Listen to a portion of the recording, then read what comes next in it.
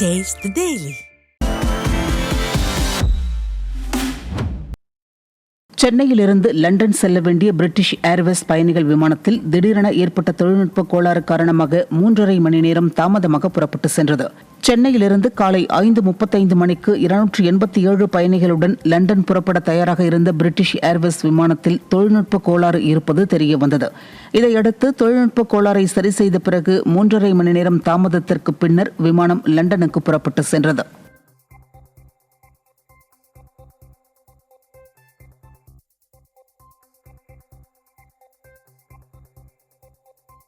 சென்னை திருமங்கலம் மேம்பாலம் பராமரிக்கப்படாததால் மேம்பாலத்தின் கீழ்ப்பகுதி மது அருந்துபவர்களின் புகலிடமாக மாறியுள்ளது. 2016ஆம் ஆண்டு அதிமுக ஆட்சியில் கட்டப்பட்ட இந்த மேம்பாலத்தில் வைக்கப்பட்டிருந்த பூத்தொட்டிகள் அனைத்தும் பராமரிப்பின்றி உடைந்து காணப்படுகிறது.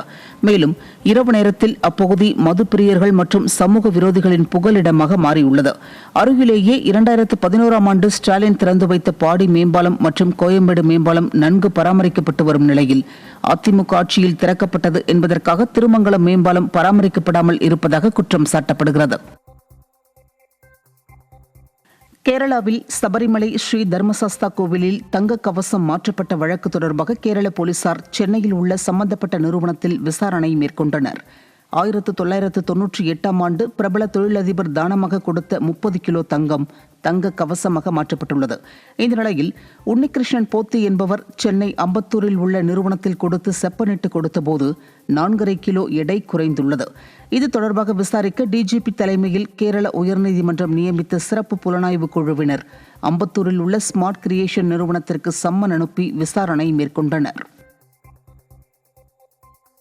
விடியா திமுக ஆட்சியில் தமிழகம் கொலை நகரமாக மாறி வரும் நிலையில் தமிழகத்தில் கடந்த 6 மாதங்களில் சுமார் 644 கொலை சம்பவங்கள் அரங்கேறியிருப்பதால் மக்கள் அதிர்ச்சியடைந்துள்ளனர்.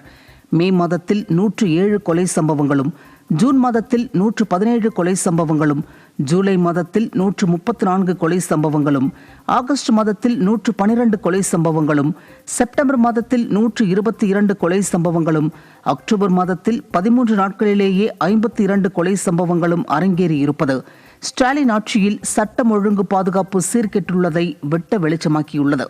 ஸ்டாலின் கட்டுப்பாட்டில் உள்ள காவல்துறை அலட்சியமாக இருப்பதால் சர்வசாதாரணமாக நிகழும் கொலை சம்பவங்களால் நிம்மதியை இழந்து தவிப்பதாக மக்கள் வேதனை தெரிவித்திருக்கின்றனர்.